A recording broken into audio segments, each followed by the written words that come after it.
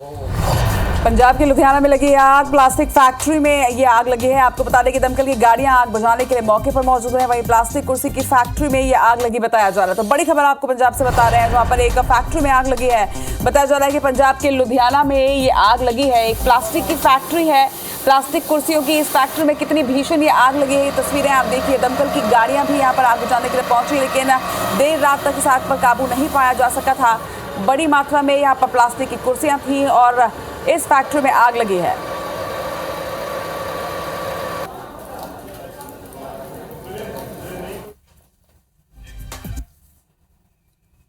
इस breaking news के बाद अब रुक करेंगे हेडलाइंस की ओर। गृह मंत्री अमित शाह का एमपी का दौरा आज। धार और इंदौर में 4 जनसभाओं को करेंगे संबोधित। मनावर, गंदवानी, बदनावर और दीपालपुर में भरेंगे हुंकार। आज छत्तीसगढ़ के दौरे पर रहेंगे रक्षा मंत्री राजनाथ सिंह। चिलमिरी और पाटन में करेंगे चुनावी सभाएं। 13 नवंबर को छत्तीसगढ़ आएंगे प्रधानमंत्री नरेंद्र मोदी। मुंगेली और महासमुंद में जनसभा को करेंगे संबोधित। 15 नवंबर को अमित शाह का दौरा।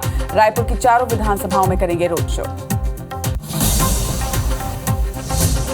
छत्तीसगढ़ में जुटेंगे कांग्रेस के दिग्गज। 14 नवंबर को महासचिव प्रियंका गांधी का दौरा। 15 नवंबर को छत्तीसगढ़ मल्लिकार्जुन खड़गे का भी दौरा संभावित।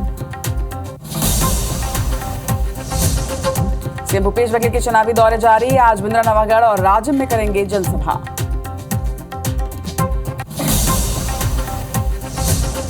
आज जारी होगा एमपी बीजेपी का घोषणा पत्र। राष्ट्रीय अध्यक्ष जेपी नड्डा भोपाल के मिंटो हॉल में करेंगे जारी। किसानों, महिलाओं और युवाओं के लिए हो सकता है बड़ा ऐलान।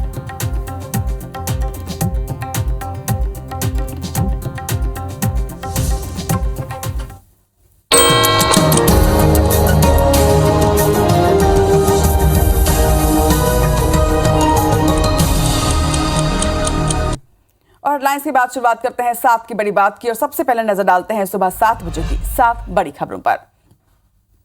सबसे पहली खबर अयोध्या से। अयोध्या में सरयू तट पर आज जलाए जाएंगे 24 लाख दिए और गढ़ा जाएगा कीर्तिमान। दूसरी खबर, दिल्ली के मुख्य सचिव पर भ्रष्टाचार के आरोप लगे हैं और अब आगे की कार्रवाई चल रही है। तीसरी बड़ी खबर, अक्टूबर में सरकार ने 1.3 लाख करोड़ टैक्स वसूला है, जो कि रिकॉर्ड है। वहीं चौथी खबर, पाकिस्तान में लश्कर के पूर्व कमांडर की हत्या कर दी गई है। आगे की जांच जारी है। पांचवी खबर, दक्षिण अफ्रीका ने अफगानिस्तान को 5 विकेटों से हरा दिया है। तो वहीं छठी खबर भी स्पोर्ट्स जगत से। वर्ल्ड कप में आज ऑस्ट्रेलिया और बांग्लादेश के बीच होगा महामुकाबला। इसके साथ ही 7वीं खबर, पाकिस्तान इंग्लैंड के बीच आज कोलकाता में खेला जाएगा मैच।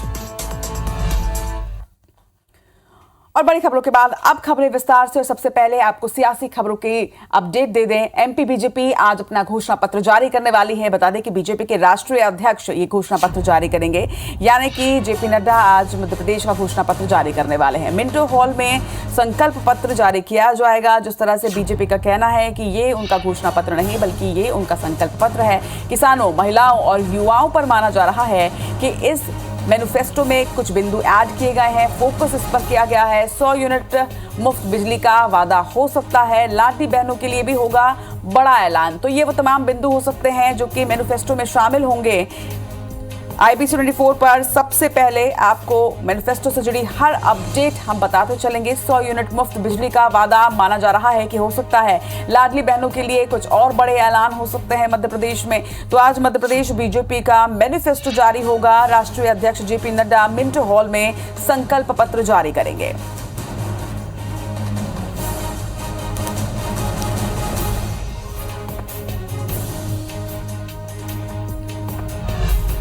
और मध्य प्रदेश के बाद अब रुक करते हैं छत्तीसगढ़ का। आपको बता दें कि आज रक्षा मंत्री राजनाथ सिंह मिशन छत्तीसगढ़ पर रहने वाले हैं। जनसभाओं को यहां वो संबोधित करेंगे। सुबह लगभग 11:30 बजे रायगढ़ एयरपोर्ट पर वो पहुंचेंगे हेलीकॉप्टर से। इसके बाद रायगढ़ से सीतापुर के लिए वो रवाना होंगे और सीतापुर में बीजेपी प्रत्याशियों के पक्ष में आज वो सभा को संबोधित करने वाले हैं। जिसके बाद लगभग 2 बजे वो चिरमिरी के भरतपुर पहुंचेंगे और यहां भी विधानसभा को संबोधित करेंगे। इसके बाद 4 बजे पाटन में भी आज जनसभा होगी। तो देखिए, पाटन में भी, यानी कि छत्तीसगढ़ की सबसे हाई प्रोफाइल सीट पर 17 तारीख को होने वाले दूसरे चरण के चुनाव के ठीक पहले रक्षा मंत्री राजनाथ सिंह पहुंचेंगे। एक सभा को वो संबोधित करेंगे। आज मिशन छत्तीसगढ़ पर रक्षा मंत्री राजनाथ सिंह और आज कई जगहों में विधानसभा क्षेत्रों में वो आम सभा को संबोधित करने वाले हैं, जिसमें सीतापुर के साथ ही पाटन विधानसभा क्षेत्र भी है। तो तो एक तरफ जहां बीजेपी के दिग्गज चुनावी हुंकार भर रहे हैं, तो वहीं दूसरी तरफ कांग्रेस ने भी 70 सीटों में अपनी ताकत झोंक दी है। छत्तीसगढ़ के कई विधानसभा क्षेत्रों में आज कांग्रेस के दिग्गजों का दौरा होगा। 14 नवंबर को एआईसीसी महासचिव प्रियंका गांधी का छत्तीसगढ़ दौरा है। देखिए, लगातार दौरा अलग अलग दिग्गजों का जारी है। आगामी दिनों में यानी कि 14 नवंबर को राहुल गांधी का दौरा है, प्रियंका गांधी का दौरा है। 15 नवंबर को वहीं मल्लिकार्जुन खड़गे का दौरा भी संभावित है। आपको ये भी जानकारी दे दें कि लगातार दिग्गजों का दौरा जो है वो एक एक करके मध्य प्रदेश और छत्तीसगढ़ में जारी है। और अगर छत्तीसगढ़ की हम बात करते हैं तो एआईसीसी अध्यक्ष मल्लिकार्जुन खड़गे का दौरा भी छत्तीसगढ़ में एक बार फिर से संभावित है। 70 सीटों के लिए कांग्रेस ने अपनी पूरी ताकत झोंक दी है और दूसरे चरण में 70 सीटों के लिए छत्तीसगढ़ में चुनाव 17 नवंबर को होने वाले हैं। उसके ठीक पहले अब देखिए किस तरह से कांग्रेस के तमाम दिग्गज जो हैं वो एक बार फिर से छत्तीसगढ़ के दौरे पर रहने वाले हैं। 14 नवंबर को एआईसीसी की महासचिव प्रियंका गांधी का छत्तीसगढ़ दौरा है। 15 नवंबर को एक बार फिर से राहुल गांधी छत्तीसगढ़ के दौरे पर रहने वाले हैं। तो वहीं राष्ट्रीय अध्यक्ष मल्लिकार्जुन खड़गे का दौरा भी संभावित है। आगामी दिनों में माना जा रहा है कि प्रियंका गांधी और राहुल गांधी के बाद आगामी दिनों में मल्लिकार्जुन खड़गे का भी एक और दौरा छत्तीसगढ़ में संभावित है। तो कांग्रेस के राष्ट्रीय नेता ही नहीं बल्कि छत्तीसगढ़ के सीएम भूपेश बघेल भी धुआंधार प्रचार कर रहे हैं और अलग अलग प्रत्याशियों के पक्ष में प्रचार प्रसार की कमान उन्होंने संभाली हुई है। शुक्रवार को सीएम ने कसडोल विधानसभा क्षेत्र के लवन नगर और बिलाईगढ़ विधानसभा के पवनी में जनसभा को संबोधित किया। इस दौरान उन्होंने बीजेपी पर जमकर निशाना साधा और कहा कि पूर्ववर्ती की बीजेपी सरकार ने जनता से जो भी वादे किए थे उसमें से कोई भी वादा पूरा नहीं किया गया, बल्कि घोटाले की झड़ी लगा दी गई थी। वहीं छत्तीसगढ़ की जनता भाजपा की रीति नीति को अच्छे से समझ चुकी है। जनता इन्हें दोबारा कभी मौका नहीं देगी, ये उनका कहना था। वहीं बीजेपी द्वारा मेहतारी योजना के फॉर्म भरवाने पर सीएम ने कहा कि बीजेपी के वादे पर कोई विश्वास नहीं कर रहा है और इसीलिए फॉर्म भरवाए जा रहे हैं। ये सब जुमला है।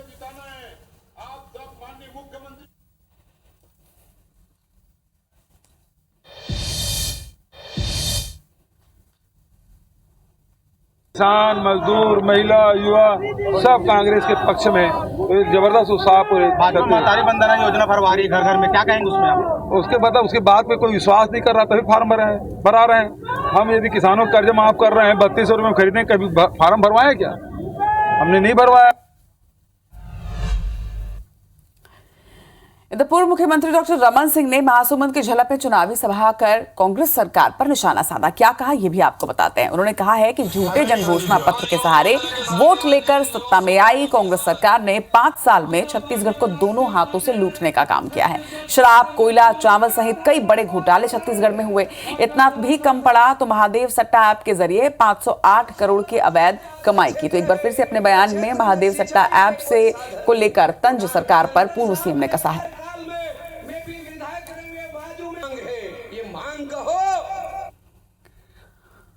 काम डॉक्टर रमन की करेंगे कि बड़े बड़े नेशनल हाईवे बना दी, स्टेट हाईवे बना दी, सड़क के निर्माण कर दी, कॉलेज बन गए, सब बन गए। मगर तोड़ का काम है भूपेश बघेल 5 साल में। मोर चारे काम है नरवा गरवा घुरवा बारी, एक हल्ले ज्यादा कुछ नहीं जानो संगवारी, 4 काम बने। हमारे प्रत्याशी योगेश्वर राव सिन्हा को मिले, यही आग्रह करने डॉक्टर रमन आपके बीच आया है। वहीं मध्य प्रदेश में सीएम शिवराज सिंह चौहान की ताबड़तोड़ जनसभाएं और चुनावी रैली लगातार जारी है। इसी कड़ी में शुक्रवार को मुख्यमंत्री अनूपपुर पहुंचे। कोतमा, बिजुरी, चचाई में उन्होंने चुनावी प्रचार किया। इस दौरान सीएम शिवराज सिंह चौहान ने कांग्रेस कार्यकर्ताओं को चेतावनी दी और कहा कि अगर कोई बीजेपी कार्यकर्ताओं की ओर आंख उठाकर देखेगा तो मामा चुप नहीं रहेगा। वहीं मंडला पहुंचे सीएम शिवराज ने ग्राम इंद्री में जनसभा को संबोधित किया और विपक्षी नेताओं पर तीखा हमला बोला। इसके साथ ही मुख्यमंत्री ने जबलपुर की सिहोरा विधानसभा पहुंचकर भी जनसभा को संबोधित किया, कई चुनावी वादे किए। मुख्यमंत्री राजेश पाठक जी, विधानसभा की संयोजक अंजनी तिवारी जी,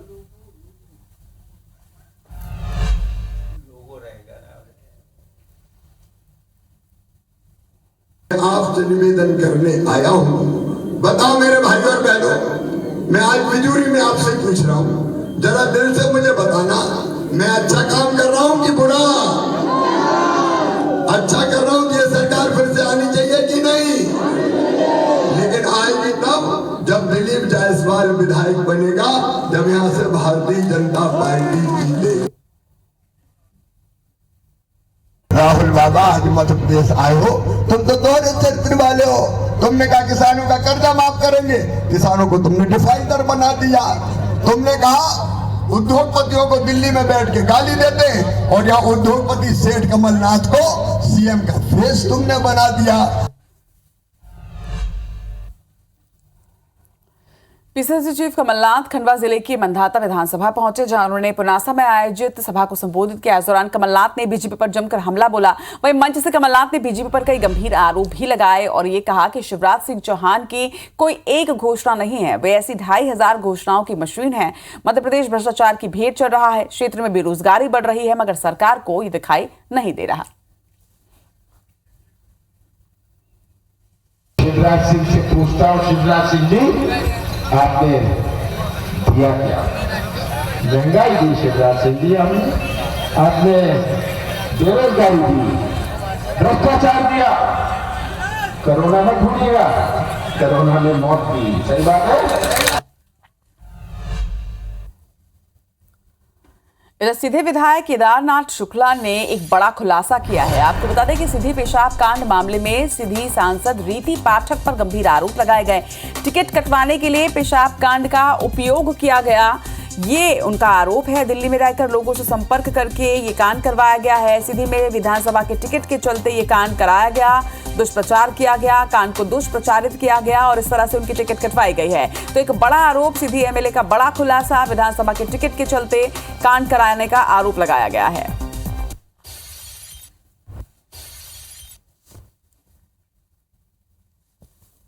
रीति पाठक द्वारा कूटरचित था।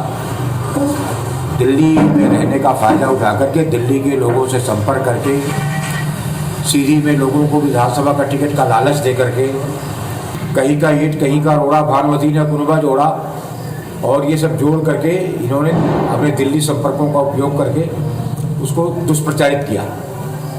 जिस मामले में सच्चाई अपने आप लोगों के सामने आ गई है, कोई भी आदमी उस बात का विश्वास मानने को तैयार नहीं है और ना ही उसका कोई साइड इफेक्ट है।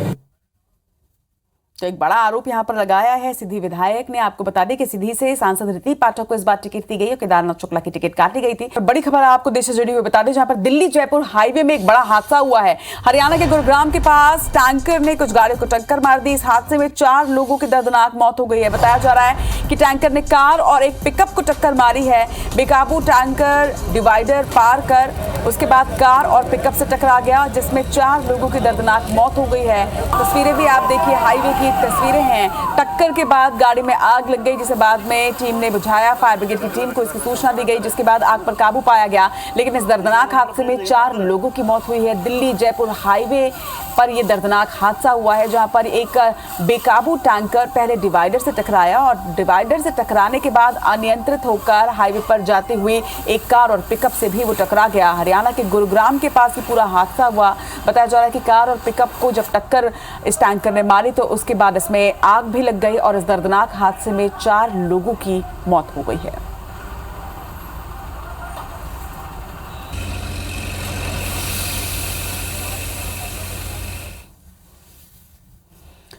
और अब खबर आपको पंजाब से बता दें, जहां पर लुधियाना के कपड़ा फैक्ट्री में आग लग गई। बताया जा रहा है कि लुधियाना के शक्तिनगर इलाके में ये फैक्ट्री संचालित है, जिसमें कल देर रात आग लग गई। देर रात से लगी आग पर काबू पाने की इस वक्त भी कोशिश जारी है। आग से करोड़ों का सामान जलकर खाक हो गया है। तस्वीर आप देख रहे हैं। आपको बता दें कि लुधियाना की यह तस्वीर है। इस वक्त भी फायर ब्रिगेड की टीम वहां पर मौजूद है। इस वक्त भी आग पर काबू पाने की कोशिश की जा रही है और ये धुएं का गुबार देखिए। देर रात से आग लगी है, लेकिन देर रात से लगी इस आग को अब तक काबू में नहीं पाया जा सका है। लुधियाना की ये तस्वीरें हैं। कपड़ा फैक्ट्री है और यही वजह है कि आग पर जल्द से जल्द काबू नहीं पाया जा सका। इस वक्त भी कोशिश जारी है, मशक्कत जारी है। करोड़ों के सामान जलकर खाक होने की जानकारी भी सामने आ रही है। तस्वीरें भी आप देख रहे हैं। पंजाब के लुधियाना में कपड़ा फैक्ट्री में आग लगी है। देर रात से लगी इस आग को इस वक्त तक भी बुझाने की कोशिश की जा रही है। करोड़ों का सामान जलकर इस आग में खाक हो गया है।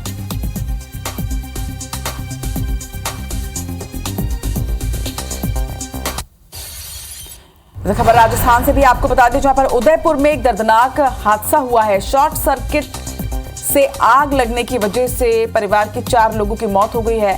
करंट की चपेट में आने से यह हादसा हुआ है। पति पत्नी और बेटे बेटी की मौत हो गई है। तो एक बेहद ही विचलित कर देने वाला यह हादसा दरअसल राजस्थान के उदयपुर की ये घटना है। एक दर्दनाक घटना में पूरा परिवार जो है वो समाप्त हो गया। शॉर्ट सर्किट की वजह से परिवार के 4 लोगों की मौत हुई है। बताया जा रहा है कि करंट की चपेट में पूरा परिवार आ गया, जिसमें पति, पत्नी, बेटे और बेटी, चारों लोगों की एक साथ दर्दनाक मौत हो गई है।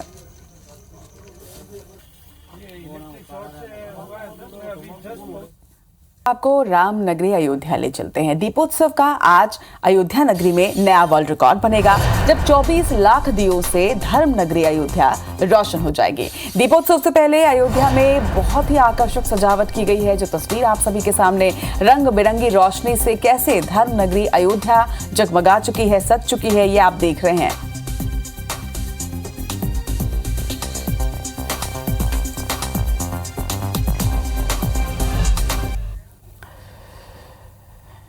इसके बाद रुक करेंगे गाजियाबाद का, जहां पर 2 लुटेरों के साथ एनकाउंटर हुआ है। एनकाउंटर में बताया जा रहा है कि एक लुटेरे को गोली लगी है, दूसरा लुटेरा भागने में सफल रहा, लेकिन एक लुटेरे को यहां पर पुलिस ने गिरफ्त में ले लिया है। पेट्रोल पंप लूट में दोनों बदमाश शामिल थे, जिसके बाद पुलिस ने यह एनकाउंटर किया है। पुलिस को देखकर दोनों बदमाश फायरिंग कर रहे थे। जवाबी फायरिंग में एक बदमाश को गोली लगी है।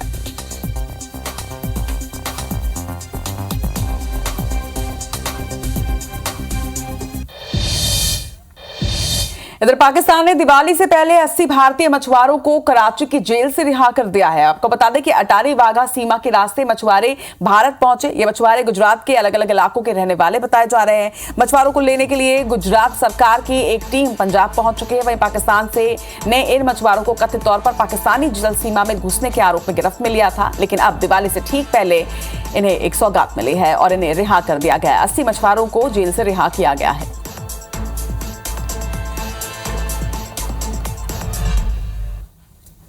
और इसी के साथ साथ की बड़ी बात में फिलहाल इतना ही। नमस्कार।